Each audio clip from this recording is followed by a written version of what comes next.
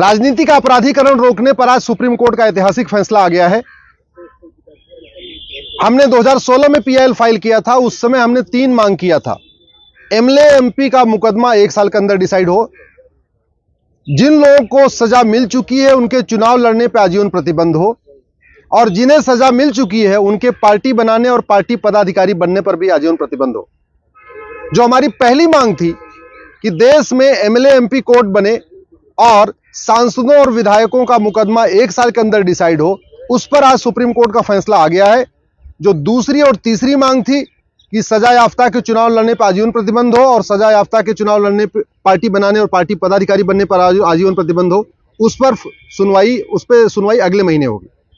आज माननीय supreme court ने देश की सभी हाई कोर्ट को डायरेक्शन दिया है कि आप अपने अपने राज्य में एक स्पेशल बेंच बनाइए, अपने हाई कोर्ट में एक स्पेशल बेंच बनाइए, और आपके राज्य में जितने भी केसेस चल रहे हैं एमएलए एमपी के, चाहे वो सिटिंग एमएलए एमपी है या भूतपूर्व एमएलए एमपी हैं, उनका फैसला हर हालत में 1 साल के अंदर करिए। देश के सभी डिस्ट्रिक्ट जजेस को भी डायरेक्शन दिया है माननीय सुप्रीम कोर्ट ने कि आप एमएलए एमपी के केस में कोई तारीख पे तारीख नहीं देंगे, एडजमेंट नहीं करेंगे, डे टू डे हियरिंग करेंगे और 1 साल के अंदर फैसला करेंगे। 2016 में मैंने पीआईएल फाइल किया, 2017 में इस पे आगे फैसला आया था। तब से लेके आज तक 250 सांसदों और विधायकों को सजा हो चुकी है। आजम खां, उनके बेटे अब्दुल्ला आजम को सजा हो गई, उनका मुकदमा 20 साल से चल रहा था। अतीक अहमद को सजा हुई, उनके भाई अशरफ अहमद को सजा हुई, उनका मुकदमा 25 साल से चल रहा था। अफजाल अंसारी को सजा हुई, उनके भाई मुख्तार अंसारी को सजा हुई, उनका भी मुकदमा 20 साल से चल रहा था। तो जिन माफियाओं के मुकदमे पहले 20 साल 25 साल से पेंडिंग पड़े हुए थे, एमएलए एमपी कोर्ट बनने के बाद उनको सजा मिलना शुरू हो चुकी है। अब तक 250 से ज्यादा अपराधियों को सजा हो चुकी है, उनके चुनाव लड़ने पे प्रतिबंध हो चुका है। अब वो आने वाले टाइम में चुनाव नहीं लड़ पाएंगे, लेकिन हमारा ये कहना है कि ये चुनाव लड़ने पे केवल 6 साल का प्रतिबंध नहीं होना चाहिए, बल्कि आजीवन प्रतिबंध होना चाहिए।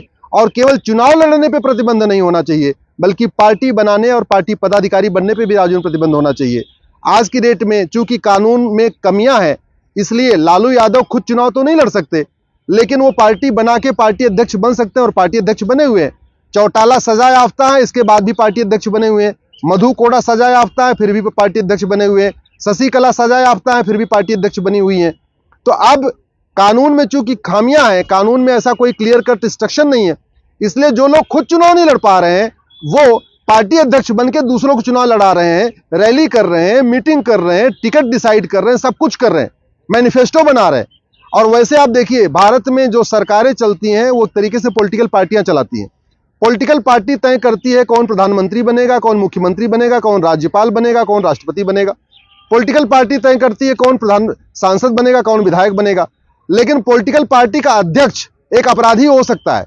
पॉलिटिकल पार्टियों के लिए कोई नियम कानून नहीं है। पॉलिटिकल पार्टी पदाधिकारी बनने के लिए कोई नियम कानून नहीं है। पॉलिटिकल पार्टी का अध्यक्ष बनने के लिए कोई नियम कानून नहीं है। इसलिए हमने ये मांग किया है कि जो लोग सजा याफ्ता हैं, ये पूरी जिंदगी न चुनाव लड़ पाए, न पूरी जिंदगी पदाधिकारी बन पाए, न पूरी जिंदगी पार्टी बना पाए। इस पे अगले महीने सुनवाई होगी। आज स्पेशल एमएलए एमपी कोर्ट पे सुनवाई हो गई है।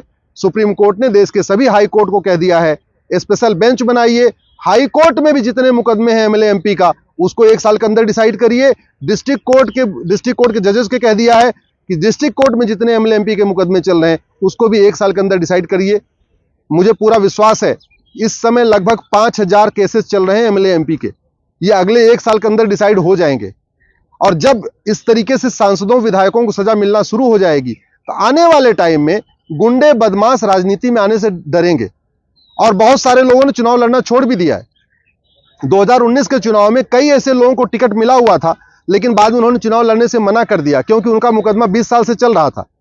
अगर वो जीत जाएंगे तो उनका मुकदमा 1 साल के अंदर डिसाइड होगा, और उनको पता है कि वो गलत है, उनको सजा भी मिलेगी। तो गुंडे बदमाश राजनीति में आने से अभी डर चुके हैं। और जब ये बाकी जो 5000 केस डिसाइड हो जाएंगे, तो मुझे लगता है आने वाले टाइम में लोग बिल्कुल राजनीति में आना छोड़ देंगे। अच्छे लोगों को संसद विधानसभा में जगह मिलेगी, और गुंडे माफिया जो संसद में आके दलाली कर रहे हैं, बदमाशी कर रहे हैं, उनका आना बंद हो। झूठी शिकायत, झूठी एफआईआर, झूठी गवाही और झूठे मुकदमे के कारण लोगों की जिंदगी बर्बाद हो रही है। गलत फैसलों के कारण लोगों की जिंदगी बर्बाद हो रही है।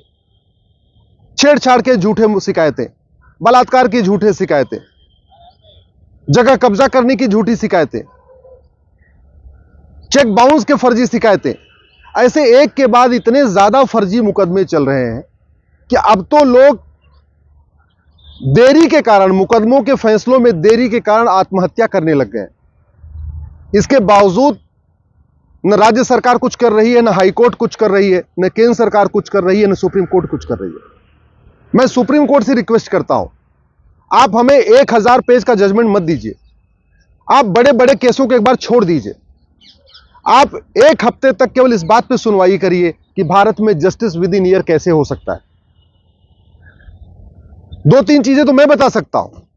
सबसे बड़ी समस्या यह आ रही है कि जो स्टेट लेवल पे जो जजेस हैं, उनकी क्वालिटी में बहुत फर्क है।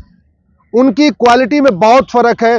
दिल्ली के जज की जो कंपेटेंस है, दिल्ली के जज की क्वालिटी बिल्कुल अलग है। यूपी के जज की क्वालिटी बिल्कुल अलग है। छत्तीसगढ़ के या झारखंड के जज की क्वालिटी बिल्कुल अलग है। फिर हम स्टेट लेवल पे एग्जाम क्यों कंडक्ट करा रहे हैं? एक आईएएस की तर्ज पे अगर आईजेएस शुरू कर दिया जाए, जैसे आईएएस का एग्जाम इंडियन नेशनल लेवल पे होता है, इंडियन एडमिनिस्ट्रेटिव सर्विस, ऐसे ही अगर आईजेएस शुरू कर दें, इंडियन जुडिशियल सर्विस, और जो भी लॉ ग्रेजुएट हैं सीधे उनका आईजेएस में सिलेक्शन कर लें, उनको 3 साल 4 साल की ट्रेनिंग दे दें, और ट्रेनिंग देने के बाद उनको जो है हम सीधे अपॉइंट कर दें। जैसे यूपीएससी सबका रिटर्न प्री करता है, यूपीएससी सबका मेन एग्जाम करता है, उसके बाद अलग अलग स्टेट वाइज कैडर दे दिया जाता है। ऐसे ही अगर यूपीएससी प्री और मेन आईजीएस का कर ले, उसके बाद कैडर अलॉट कर दे, रिस्पेक्टिव डिस्ट्रिक्ट जो रिस्पेक्टिव हाई कोर्ट है वो उनका इंटरव्यू करके सिलेक्शन कर लें, अपने अपने राज्यों में अपॉइंटमेंट कर दें, तो दिक्कत कहां से है? अगर ऑल इंडिया लेवल पे आईएएस का एग्जाम होने के बाद भाषा की दिक्कत नहीं है, यूपी में जो यूपी के स्टूडेंट हैं आईएएस में सिलेक्ट होते हैं, वो तमिलनाडु में नौकरी करते हैं, वो केरल में नौकरी करते हैं, उड़ीसा में नौकरी करते हैं, असम में नौकरी करते हैं, उनको भाषा की दिक्कत नहीं आती, 6 महीने में भाषा सीख जाते हैं। तो ऐसे जिसका आईजीएस में सिलेक्शन होगा वो भी 6 महीने में वहां की लोकल लैंग्वेज सीख जाएगा। वो रहने वाला हरियाणा का होगा, लेकिन 6 महीने के अंदर अपना तमिल सीख लेगा। हम कहते हैं 6 महीने नहीं, साल भर में सीख लेगा, ट्रेनिंग होते होते सीख ही लेगा। जब तक आईजीएस नहीं शुरू होगा तब तक भारत में जो बेस्ट टैलेंट है वो जुडिशरी में नहीं आएगा। दूसरी बात ये जो अभी क्रिमिनल प्रोसीजर कोड है, जो सिविल प्रोसीजर कोड है अंग्रेजों का बनाया हुआ, जब तक ये खत्म नहीं होगा तब तक भारत में फर्जी केस, फर्जी मुकदमे, फर्जी गवाही बंद नहीं होगी, झूठी शिकायतें बंद नहीं होगी। जब तक नार्को पॉलीग्राफ ब्रेन मैपिंग कानून नहीं बनेगा झूठ पकड़ने के लिए, और झूठ को गंभीर अपराध नहीं घोषित किया जाएगा कि जो झूठी गवाही दिया, जो झूठी शिकायत किया, जो झूठा मुकदमा लिखवाया, जो झूठा एफआईआर दर्ज कराया, उसको हम 5 से 10 साल की सजा देंगे। मैं गारंटी के साथ कहता हूं, फर्जी मुकदमे, फर्जी गवाही, फर्जी केस अपने आप कम हो जाएंगे। हर जिले में एक नार्को पॉलीग्राफ ब्रेन मैपिंग की लैब बनाना पड़ेगा। झूठ पकड़ने के लिए आपको हर जिले में एक लैब बनाना पड़ेगा, जिससे लोगों का नार्को टेस्ट हो सके, पॉलीग्राफ टेस्ट हो सके, ब्रेन मैपिंग टेस्ट हो सके। और कितने जिले हैं भारत में? टोटल 750 जिले हैं। एक लैब बनाने में 1 करोड़ का खर्च आएगा, यानी 750 करोड़ रुपए खर्च करके भारत के सभी जिलों में एक एक narco polygraph brain mapping lab बन सकती है। Narco polygraph brain mapping lab बना दिया जाए, लोग झूठी शिकायत, झूठी गवाही देना बंद कर देंगे, झूठे मुकदमे लिखवाने बंद कर देंगे। जैसे परमाणु बम बार बार चलाया नहीं जाता, बस बना के रखा हुआ है डराने के लिए। अग्नि मिसाइल रोज रोज नहीं चलाई जाती है, बस बना के रख दिया गया है डराने के लिए। ऐसे ही सबका नार्को पॉलीग्राफ ब्रेन मैपिंग नहीं करना पड़ेगा। ये कानून बनते ही और लैब बनते ही लोग अपने आप झूठी शिकायतें बंद कर देंगे, झूठे मुकदमे लिखवाने बंद कर देंगे, झूठी शिकायतें बंद कर देंगे। जस्टिस विद इन ईयर हो जाएगा तो जो गरीबों की जमीनों पे अवैध जो दबंग कब्जा कर लेते हैं वो कब्जा करना छोड़ देंगे। जस्टिस विद इन ईयर हो जाएगा, 1 साल के अंदर मुकदमों का फैसला होना शुरू हो जाएगा। तो जो सड़क के किनारे अवैध निर्माण हो जाते हैं, पार्कों में अवैध निर्माण हो जाते हैं, जो सब बस अड्डे के किनारे अवैध निर्माण होते हैं, रेलवे के किनारे अवैध निर्माण होते हैं, रेलवे स्टेशन के किनारे, रेलवे लाइन के किनारे, मैं गारंटी के साथ कहता हूं जिस दिन भारत में जस्टिस विद इन ईयर हो गया, ये अवैध निर्माण भी बंद हो जाएगा। जस्टिस विद इन ईयर हो जाएगा तो भारत में भ्रष्टाचार कम होगा। अभी घूसखोरी, जमाखोरी, मिलावटखोरी, कालाबाजारी इसलिए चल रही है क्योंकि मुकदमा 30 साल, 40 साल, 50 साल चलता है, सजा जल्दी नहीं होती। अभी कालाबाजारी इसलिए चल रही है, मुनाफाखोरी इसलिए चल रही है, मानव तस्करी इसलिए चल रही है, नशा तस्करी इसलिए चल रही है क्योंकि भारत में जस्टिस विद इन ईयर है, उनको सजा ही नहीं मिलती है। अगर जस्टिस विद इन ईयर हो जाए तो आदमी ने एक अपराध किया, तुरंत सजा हो गई, दूसरा अपराध करेगा नहीं और 10 साल जेल में रहेगा, 5 साल जेल में रहेगा, सुधर जाएगा। अभी तो क्या होता है कि एक अपराध करता है, सजा नहीं होती, दूसरा अपराध करता है, तीसरा, 25 जब अपराध कर लेता है तब जाके उसको सजा होती है। इस बीच तो वो 25 लोगों का मर्डर कर चुका होता है, इसलिए इस बीच तो 25 लोगों की जमीन पे कब्जा कर चुका होता है। इसलिए जस्टिस विद इन ईयर जरूरी है। ये जो दहेज के झूठे मुकदमे चल रहे हैं, छेड़छाड़ के झूठे मुकदमे चल रहे हैं, बलात्कार के झूठे मुकदमे चल रहे हैं, पता चला साल 2-2 साल एक साथ में रहते हैं और जब नहीं पटती है तो कहते हैं जी हमारे साथ रेप हुआ। 2 साल के बाद, 3 साल के बाद कहते हैं हमारे साथ रेप हुआ है। अरे रेप अगर वास्तव में रेप होता है तो जिस दिन रेप हुआ उसी दिन जाके एफआईआर लिखवा देना चाहिए, अगले दिन जाके एफआईआर लिखवाना चाहिए। 2 साल लिविंग रिलेशन में रहने के साथ, 2 साल एक कमरे में रहने के बाद कहते हैं जी हमारे साथ रेप हो गया। ये कोई मतलब है क्या? कानून घटिया है, इसलिए समस्याएं बढ़ती जा रही हैं। मैं कहता हूं भारत की 80% समस्याओं का समाधान कानून बदल के हो सकता है। 50% समस्याओं का समाधान केवल जुडिशियल रिफॉर्म के जरिए हो सकता है, जस्टिस विद इन ईयर करने से हो सकता है। जस्टिस विद इन ईयर हो जाए, माओवाद नक्सलवाद खत्म हो जाएगा। जस्टिस विद इन ईयर हो जाए, अलगाववाद आतंकवाद बहुत कम हो जाएगा। जस्टिस विद इन ईयर हो जाए, रोहिंग्या बांग्लादेशी घुसपैठी छोड़ के भारत छोड़ के भाग जाएंगे। जस्टिस विद इन ईयर हो जाए, ये जो मिशनरियां और जिहादी झूठ बोल के लालच दे के धर्मांतरण कराते हैं, ये रुक जाएगा। जस्टिस विद इन ईयर हो जाएगा, मुनाफाखोरी, कालाबाजारी, नशा तस्करी, मानव तस्करी रुक जाएगी। जस्टिस विद इन ईयर हो जाए, जो मिलावटी दूध मिल रहा है, मिलावटी सब्जी मिल रही है, फल में जो जहर घोल के पिलाया जा रहा है, फलों में जो जहर मिलाया जा रहा है, ये सब बंद हो जाएगा।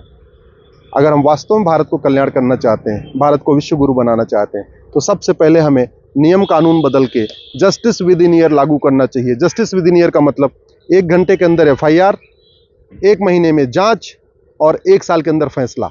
केवल इतना हो जाए, देश में क्रांतिकारी बदलाव आ जाएगा। मैं माननीय चीफ जस्टिस ऑफ इंडिया से रिक्वेस्ट करता हूं, आप देश भर के सारे हाई कोर्ट से बात कर लीजिए, आप बार काउंसिल ऑफ इंडिया से सलाह ले लीजिए, अटॉर्नी जनरल से सलाह लीजिए, एडवोकेट जनरल से सलाह लीजिए, सॉलिसिटर जनरल से सलाह लीजिए।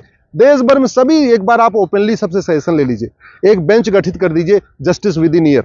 वो बेंच 3 दिन, 4 दिन, 5 दिन सुनवाई कर ले और सरकार को बता दे कि जस्टिस विद इन ईयर करने के लिए क्या क्या करना पड़ेगा। सरकार को आप डायरेक्शन दीजिए। अल्टीमेटली चाहे वो न्यायपालिका हो, कार्यपालिका हो, चाहे विधायिका हो, सबका लक्ष्य तो यही है ना, अच्छा भारत बनाना, लोगों की सेवा करना, लोगों की समस्याओं को खत्म करना। तो एक बार आप जजमेंट, एक डायरेक्शन पास कर दीजिए, सरकार उसको लागू कर देगी। जो 10,000 करोड़, 5,000 करोड़, 15,000 करोड़ रुपए खर्च होगा वो खर्च हो जाएगा, लेकिन 1 साल के अंदर मुकदमों का न्याय होना शुरू हो जाएगा। तो भारत की दिशा बदल जाएगी, भारत की जो डेमोग्राफी बदल रही है वो रुक जाएगी, और सबसे बड़ी बात ये, भारत की जीडीपी 2% बढ़ जाएगी। अभी बाहर के लोग भारत में इन्वेस्टमेंट करने से डरते हैं कि अगर मुकदमा हो गया तो पता नहीं कितने साल चलेगा।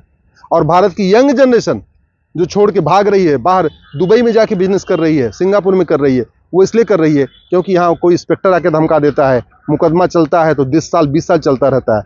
जस्टिस विद इन ईयर हो जाएगा तो बिजनेस व्यापार भी बढ़ेगा, जीडीपी भी बढ़ेगी, भ्रष्टाचार अपराध भी खत्म होगा, आतंकवाद अलगाववाद भी खत्म होगा, धर्मांतरण भी रुकेगा, घुसपैठ भी रुकेगी, और अल्टीमेटली भारत में रामराज्य आ जाएगा।